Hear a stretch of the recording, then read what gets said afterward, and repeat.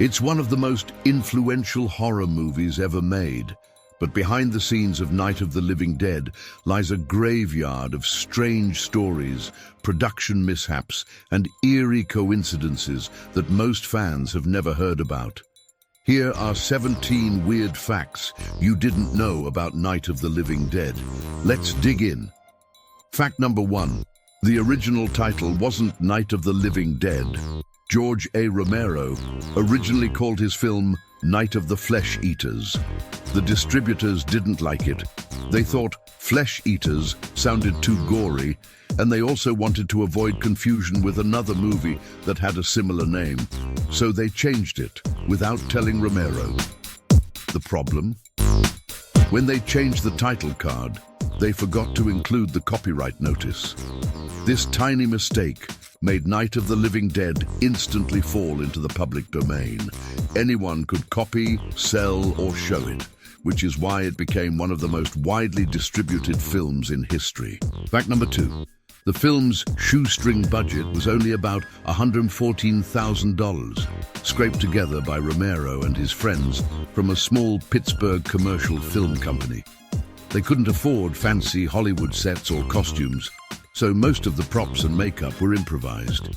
Even the zombies' flesh came from roasted ham covered in chocolate syrup. Yes, that's right. All that blood was Bosco's chocolate syrup. Fact number 3. The cast and crew actually lived on the set. Since the farmhouse used for filming had no running water and was about to be demolished, they stayed there during shooting. They ate, slept, and filmed in the same place. Some even buried trash in the basement to keep it out of shots, only to realize it started smelling terrible during filming. Fact number 4. Dwayne Jones, who played Ben, made history as the first black lead in a horror movie. Romero always said he cast Jones simply because he was the best actor who auditioned, not for political reasons. But audiences in 1968 saw it differently, especially since the film ends with Ben being shot by a white posse. The film's release coincided with the assassination of Martin Luther King Jr., giving its ending an even more shocking, timely resonance. Fact number 5. Those zombies weren't called zombies at all. In the film, they're referred to as ghouls. Romero said he didn't even think of them as zombies while making the movie. In his mind, zombies were more like voodoo creatures, not flesh-eating corpses. It was only later, when critics and fans started calling them zombies, that the word stuck and redefined an entire genre. Fact number 6. The actors who played the living dead were mostly locals from Pittsburgh. They were paid only $1 a day, plus all the cold cuts and Bosco syrup they could handle. For makeup, they used mortician's wax, grey house paint, and even mud. Many extras brought their own tattered clothes from home, which they burned and tore up to look freshly dead. Fact number 7. There's a reason the movie feels so gritty and realistic. Romero shot it in 35mm black and white, not for artistic reasons, but because color film was too expensive. But the choice ended up working perfectly.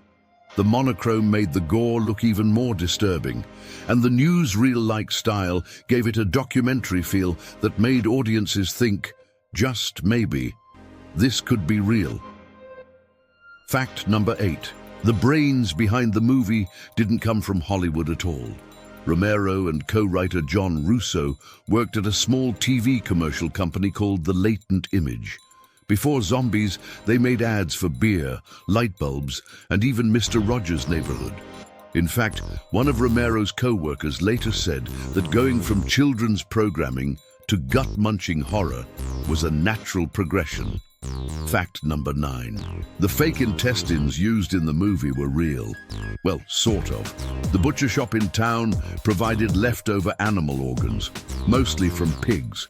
The actors had to chew on them for the camera. One actor later said the smell was so bad that people nearly threw up between takes. To make it worse, the lights used for filming made the set extremely hot, which didn't help the stench. Fact number 10.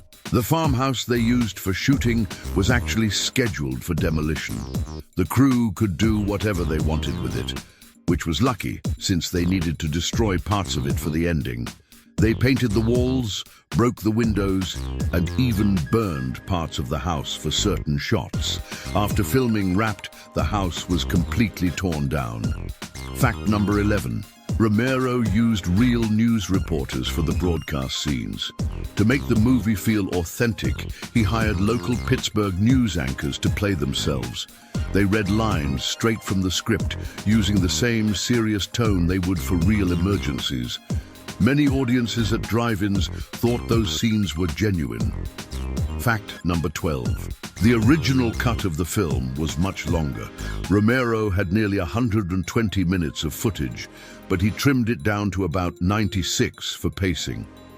Some of the deleted scenes included extended dialogue, a few extra zombie attacks, and even a slightly different ending. Unfortunately, much of that lost footage is believed to be gone forever. Fact number 13. Romero never made a fortune from Night of the Living Dead. Because of that copyright mistake, the movie could be shown, copied, or sold by anyone. Drive-in theaters, TV stations, and distributors made millions, while Romero made almost nothing. He later joked that the only money he made was from selling posters and t-shirts. Fact number 14. The ending was originally different. Early versions of the script had Ben surviving the night, only to be rescued the next morning. But when Romero decided to make the ending darker, having Ben shot by mistake, it turned the film into something far more powerful. That bleak ending became one of the most unforgettable moments in horror history. Fact number 15. The movie caused a lot of controversy when it was first released. It was shown in matinees before the MPAA rating system existed, meaning kids could walk right in. Critics described theaters filled with children crying and screaming as they watched the gory scenes unfold. Film critic Roger Ebert even wrote an essay about how traumatizing it was for young audiences. Fact number 16. The film inspired an entire genre, not just of horror, but of independent filmmaking. Without Night of the Living Dead, there would be no The Walking Dead, no 28 Days Later, no Resident Evil. Romero's guerrilla-style filmmaking showed that you didn't need Hollywood money to make a masterpiece. All you needed was a camera, a wild idea, and a few brave friends willing to eat pig guts. And finally, fact number 17. There's an asteroid named after George Romero. In 2018, the International Astronomical Union officially named a minor planet Romero Asteroid 247263. It's a small tribute to the man who changed horror forever, from the graveyard in rural Pennsylvania to the stars above. So the next time you rewatch Night of the Living Dead, remember, you're not just watching a low-budget zombie flick. You're watching a revolution in film, a weird, accidental masterpiece that redefined what horror could be, born from chocolate syrup, pig organs, and pure creative rebellion.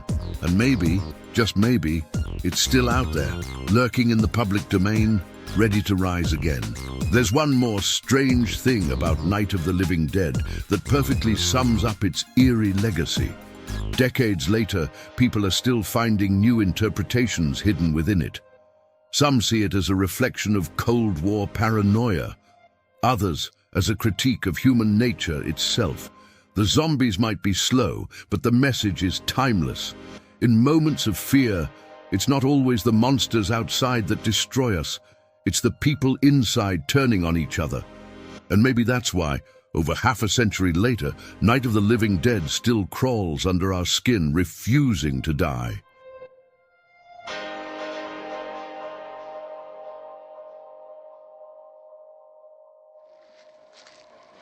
All right, Vince, hit him in the head, right between the eyes.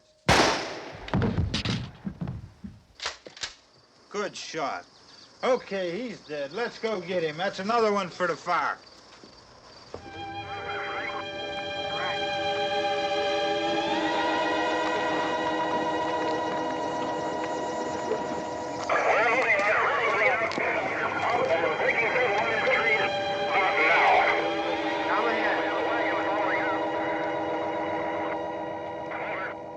right, send the wagon through.